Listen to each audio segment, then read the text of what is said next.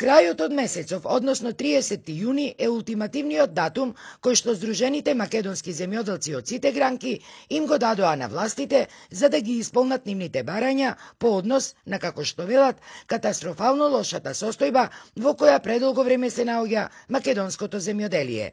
Недоисплатените субвенции, неисплатените мерки и подмерки, неисплатената ковид помош, погрешните политики од владата и тоталниот хаос во земјоделието, чија рентабилност со зголемените производствени трошоци за повеќе од 35% е доведена до самиот раб, се само дел од забелешките на земјоделците, за кои, доколку итно не се решат, тие се закануваат со генерален земјоделски протест. Доста ни се лаги, доста ни се манипулирања, доста се вадат институциите со пандемија и ковид криза.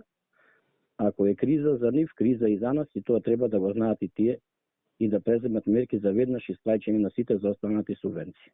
Така да, замислам дека за околу 10 дена ќе се случат тие протести. Колкави ќе биде посетеноста, не зависи од нас. Еве ние изразивме иницијатива да станеме организатор на еден вакви навистина земјоделски протести.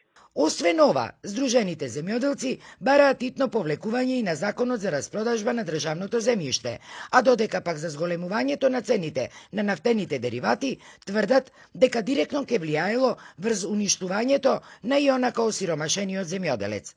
На социјалните мрежи пак земјоделци од сите гранки се погласно ја изразуваат својата недоверба, но и револтот кон институциите и државата, заради што се поубедени се дека генералните земјоделски протести можеби ќе бидат и единственото решение за излегување од пропаста во која биле втурнати не по своја вина.